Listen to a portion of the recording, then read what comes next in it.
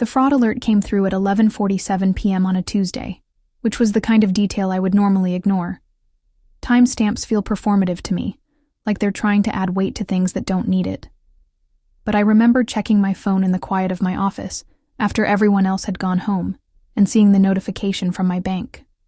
Unauthorized transaction. $38,000 charged to a place called Meridian Wellness Resort in Scottsdale, Arizona. I read it 3 times. The number didn't change. My first thought wasn't panic. It was a kind of professional clarity, the same mental state I enter when I'm debugging a product interface. There's a problem. The problem has parameters. I will define them and solve them.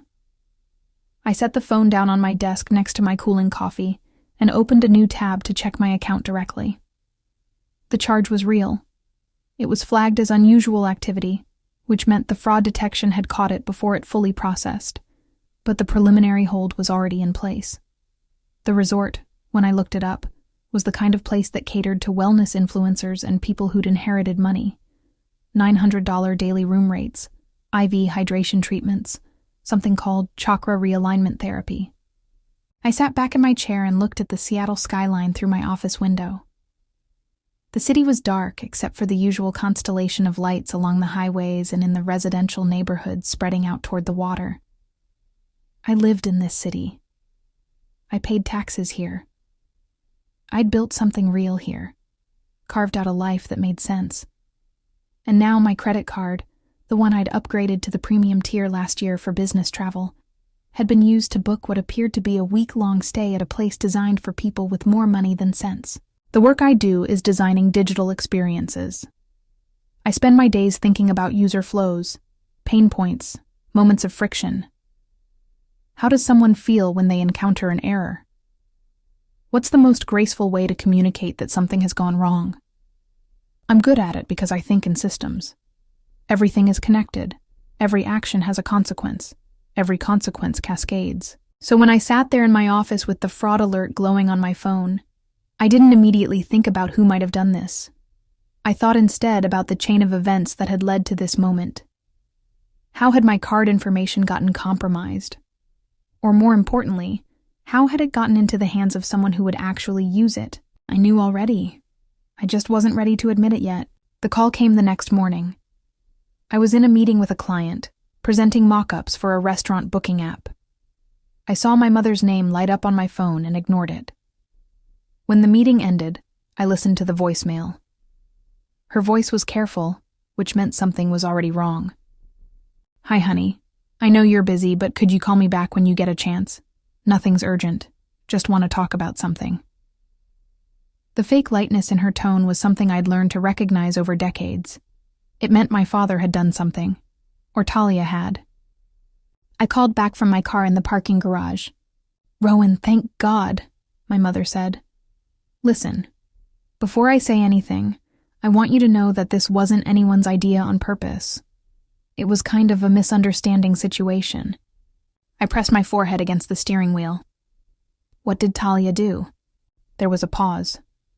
My mother had never been good at being the bearer of bad news.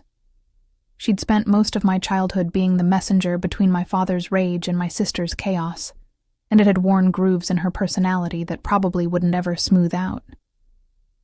"She borrowed your card, just for a few days. She wanted to take a little trip to reset. You know how she gets when she's in one of her moods. And your dad said, well, he thought it would be good for her to have a change of scenery. She charged $38,000. It's mostly going to be paid back," my mother said.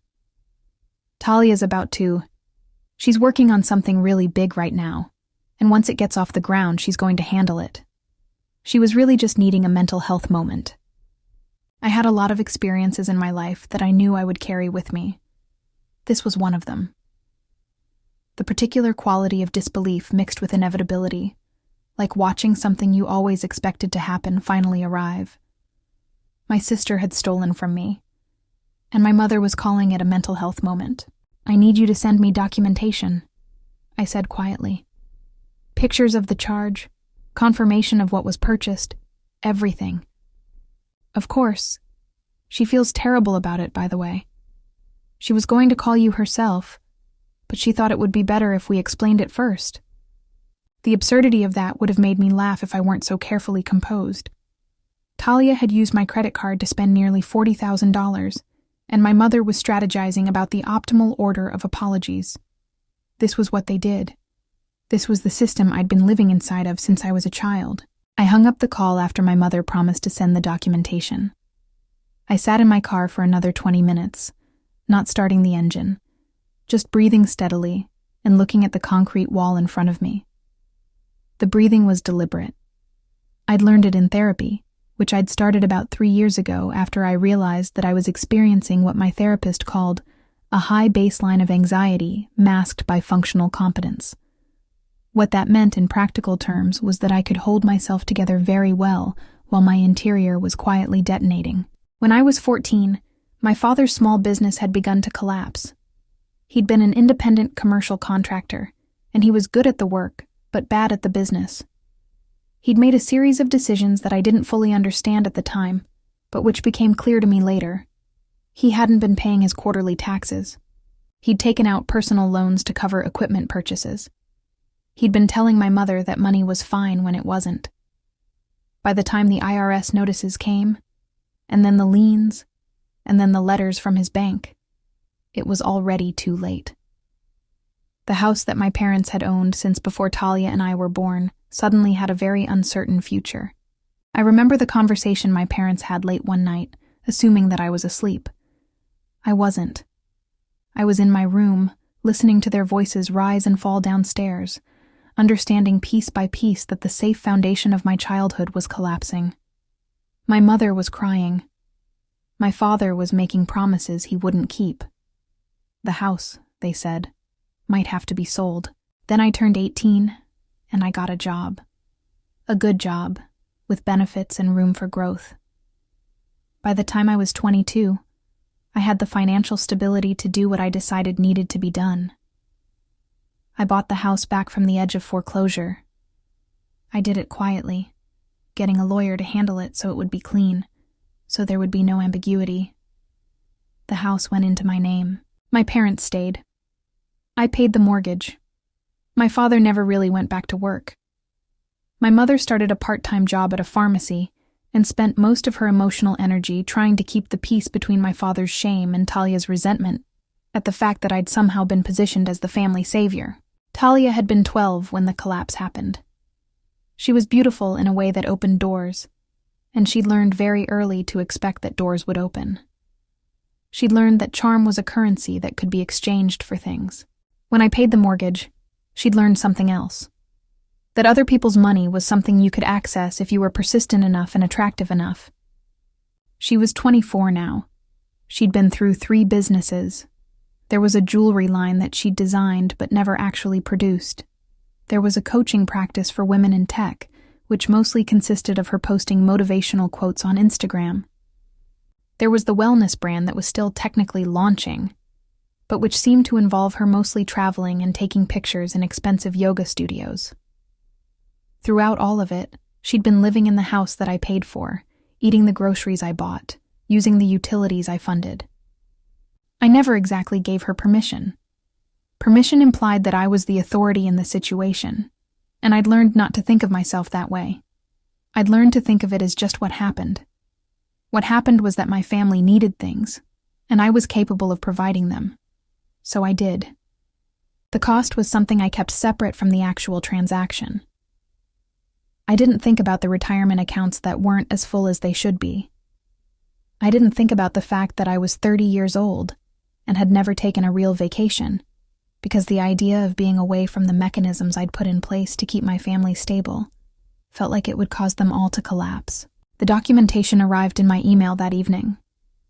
My mother had scanned photos of the charges, and I could see the resort's itemized bill: room charges, spa treatments, a private chef dinner service, wine, flights there and back. It was methodical in a way that spoke to planning. Talia hadn't spontaneously decided to take a trip and then borrowed my card. She'd planned a luxury vacation, probably for several days, and then used my card without asking me because asking would have resulted in a no.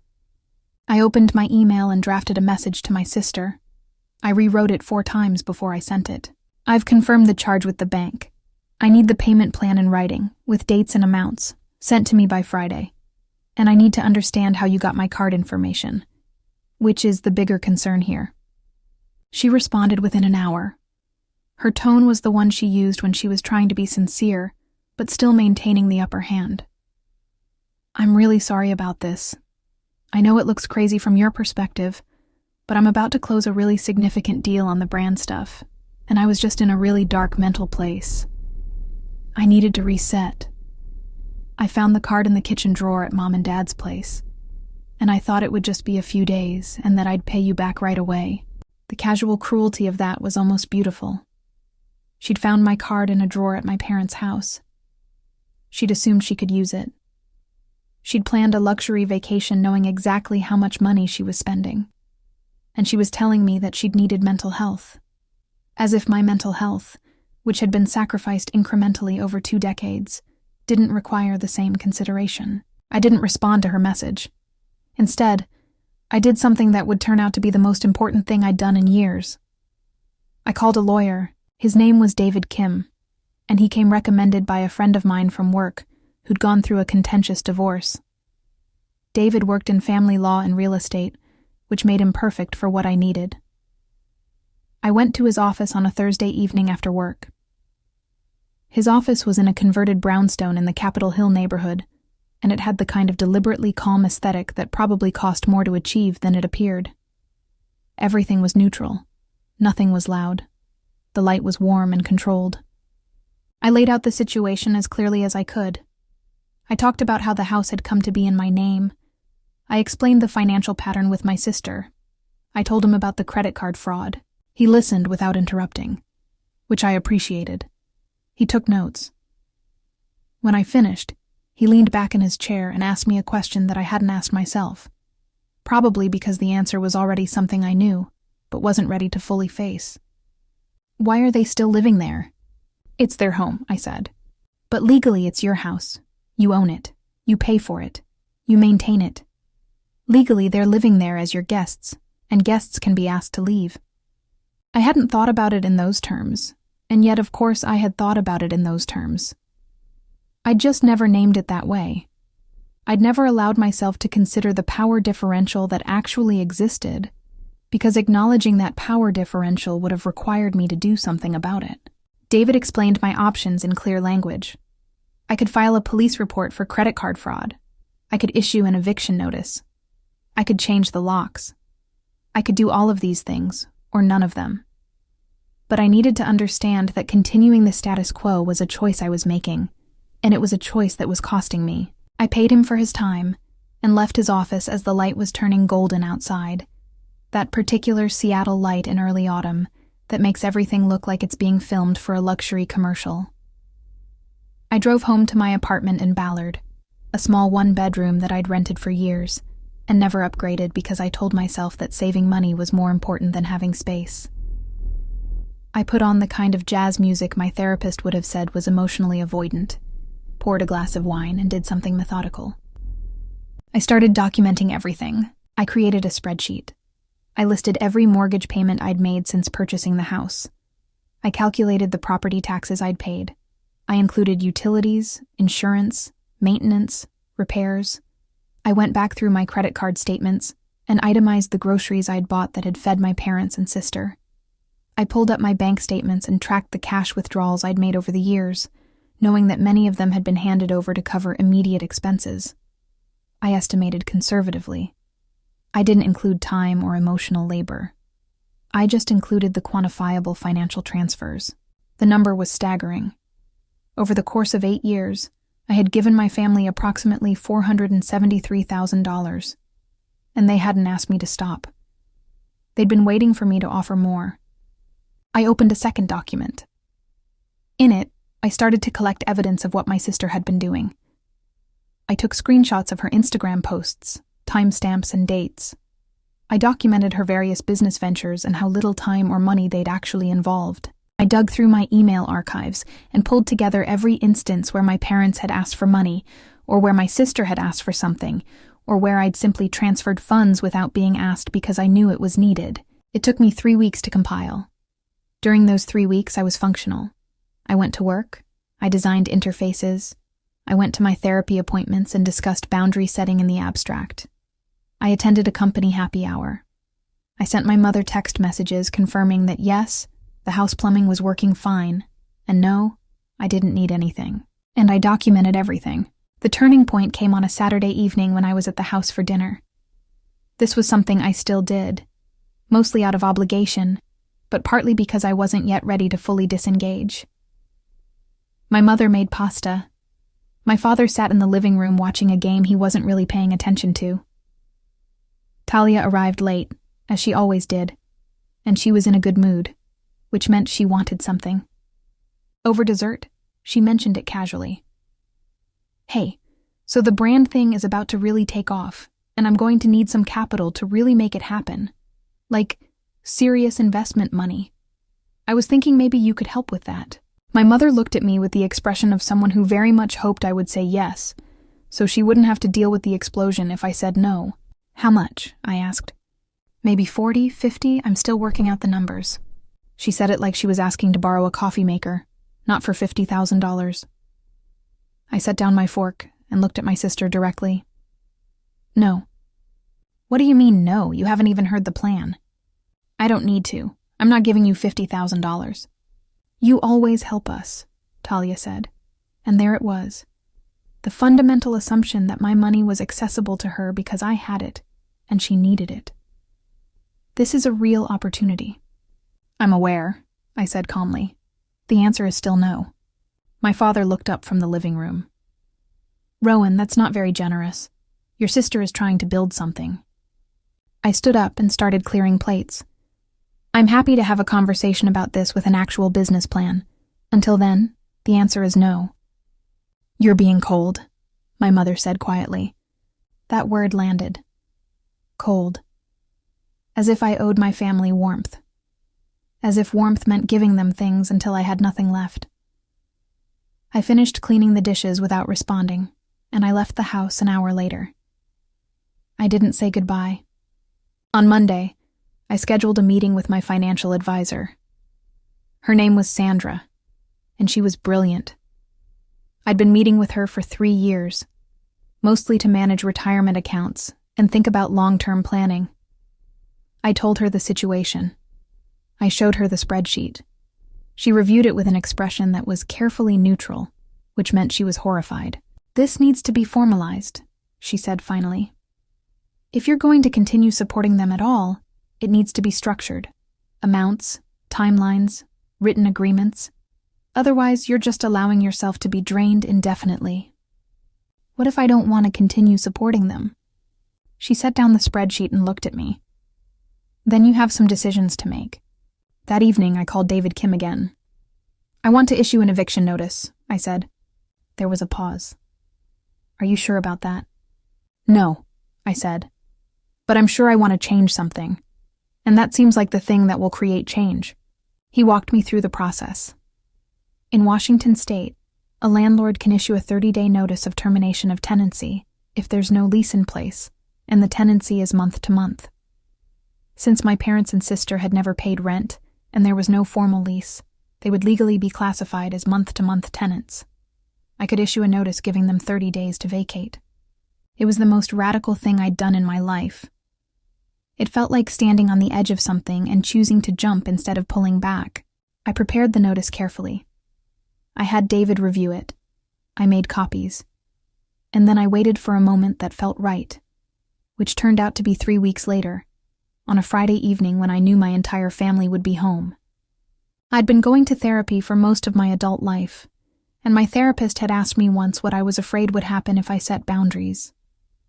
I'd said something about my family falling apart, about them needing me. She'd asked me then if I thought they would actually fall apart, or if I thought I would. The distinction had felt important at the time, and was now proving to be everything. I drove to the house on a Friday evening in late October. The Seattle weather had turned the way it does, cold and damp and gray. I parked on the street and let myself in with my key. My father was in the kitchen making sandwiches. My mother was upstairs. Talia was in the living room on her laptop, probably uploading content about her brand. "I need everyone in the kitchen," I said. The tone I'd used was the one I used in meetings when something needed to be finalized. It worked the same way here. My mother came downstairs. Talia followed, confused. My father set down the sandwich bread. I pulled out the notice and set it on the counter. "This is a 30-day notice of termination of tenancy. You have 30 days to find somewhere else to live." My mother reached for it immediately. My father's face went red. Talia started laughing as if this were a joke. "What are you talking about?" my mother said, her voice already shaking. "You can't kick us out." "Actually, I can. This is my house. You live here without paying rent, without a lease, which makes this a month-to-month tenancy. I'm terminating it." "You wouldn't do this to us," my father said, and there was something almost grieving in his voice, as if I were killing him by refusing to kill myself slowly instead. "I would and I am," I said. "You have 30 days. "What about the credit card?" my mother said suddenly, as if that was the thing that would change my mind. Talia felt terrible about that. "Talia felt terrible until I said no to $50,000, I said. And then suddenly I was cold. I'm done being manipulated. It's a strange thing to watch your family process that you've stopped being what they needed you to be. My father sat down heavily on one of the kitchen stools. My mother started crying, the helpless crying of someone whose primary coping mechanism had just been removed. Talia was quiet, and her quiet was worse than if she'd screamed. It meant she was calculating. It meant she was figuring out her next move. I left the house and went to work. I finished my shift. I went to a restaurant alone and ordered dinner. And then I went home to my apartment and slept better than I had in years. The next 30 days unfolded in a way I could have predicted. My mother called me repeatedly, sometimes crying, sometimes angry. My father didn't call at all, which was its own kind of statement.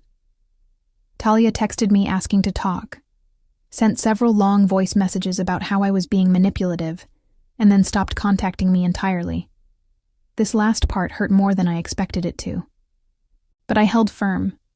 I documented every interaction. I consulted with David about what constituted harassment. I paid bills. I went to work. I existed as a person who had her own life and wasn't using it to prop up other people's failures. On day 29, my parents and sister moved out. My father had found a rental house in a more affordable neighborhood. They left the house clean, which felt like an act of mercy I hadn't earned. I changed the locks. I spent an evening alone in the house for the first time in 8 years, just sitting in the kitchen, and I allowed myself to feel the weight of what I'd done. The weight wasn't guilt, which surprised me.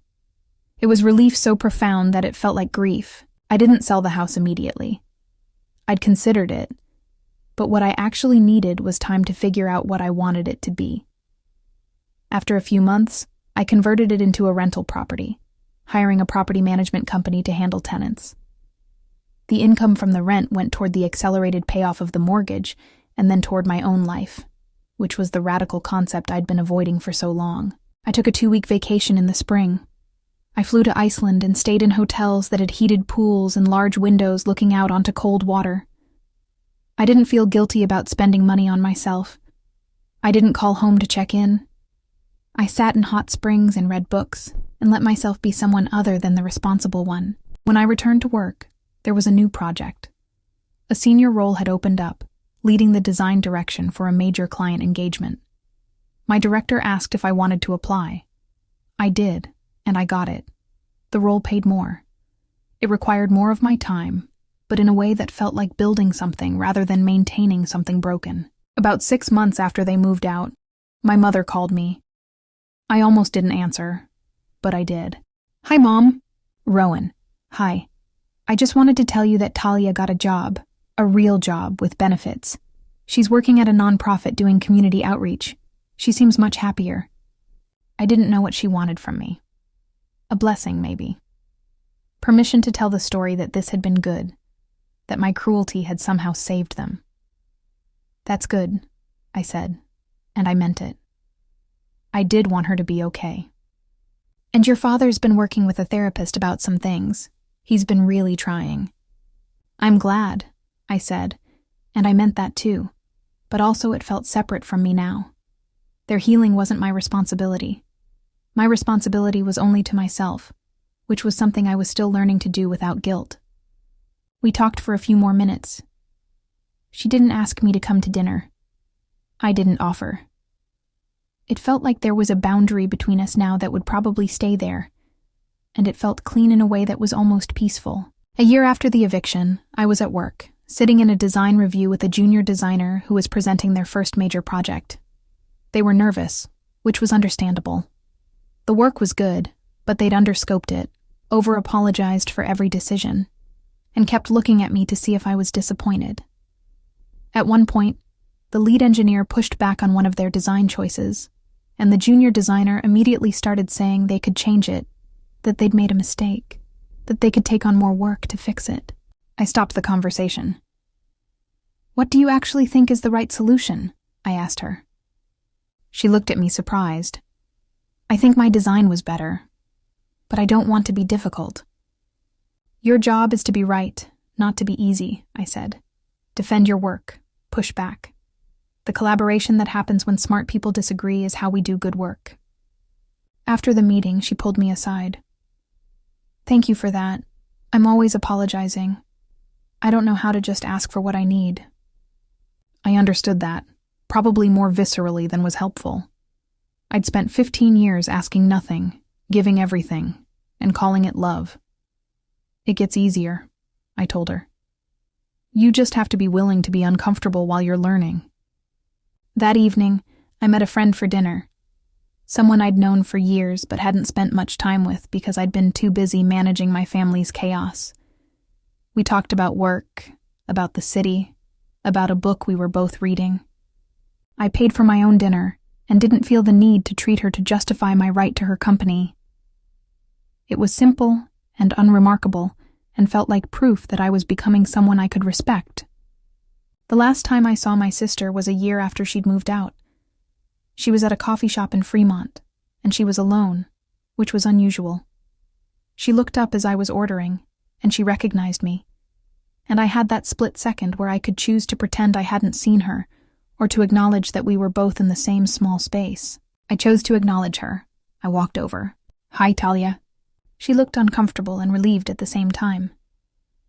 Rowan, I've been thinking I should call you. About the credit card? I asked. About a lot of things, she said. She gestured to the empty seat. Do you want to sit? I did. I didn't know if this was going to be good or bad, but I was curious enough that I sat. I've been in therapy, she said. The therapist asked me why I did what I did, with the card. And I had to really think about it. And I realized it wasn't actually about wanting a vacation. It was about thinking I could just take what I needed, because someone else had it, and I didn't. Like the world owed me things because I wanted them. I didn't say anything. I waited for her to finish. And then when you said no, and you actually meant it, I was furious. Because suddenly the rules that had always applied to me, where I could just exist and have my needs met, didn't apply anymore. And instead of dealing with that, I decided you'd betrayed me. Did I? I asked quietly. No, she said. You saved yourself. That's what I hated about it, because it meant I couldn't blame you for not helping me. I had to blame myself for needing help. It was the most honest thing I'd ever heard her say, and it didn't make me want to fix her. It just made me sad for the time we'd lost, and grateful that I'd stopped losing more. I got the job, by the way, she said. Mom probably told you, and it's real. I'm actually good at it. Turns out when I'm not expecting someone else to fund my dreams, I'm capable of doing something that matters. I'm glad, I said, and I meant it. We talked for another half hour. We didn't fix our relationship, but we maybe started to create the possibility that there could be one that didn't involve me sacrificing myself. When I left, I gave her a hug, and it wasn't freighted with all the old guilt and obligation.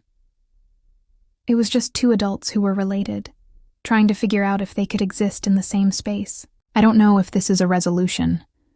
I don't think my family and I will ever be close again in the way they wanted us to be.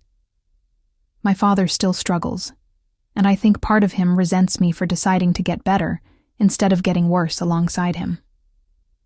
My mother has built a life with more boundaries now, which is good for her, and she calls me every few weeks, and we talk about neutral things. Talia is different now, in a way I believe is real. But there's still something between us, some weight of the years when I was everyone's solution to everything. That's something I'll probably carry forever, but I carry it as mine, not as something I owe them to fix. I'm still living in Seattle. I still work in UX design. My apartment is larger now, and I spent money I didn't have to feel guilty about.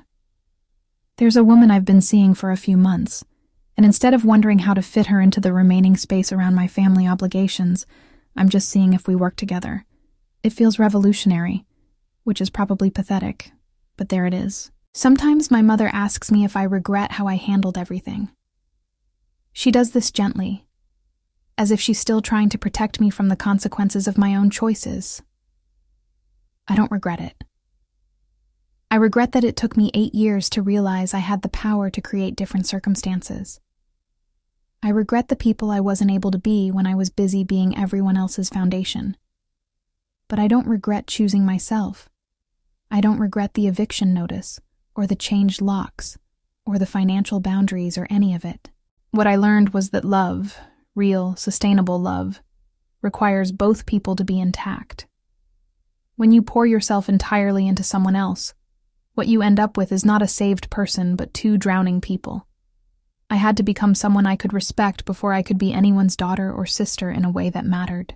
And now, when someone asks me for something I can't give or shouldn't give, I say no. Not coldly, not with rage, just clearly. No. I have limits. They're not negotiable. They're not cruel. They're just real. And the world, it turns out, doesn't end when you stop killing yourself to keep it alive.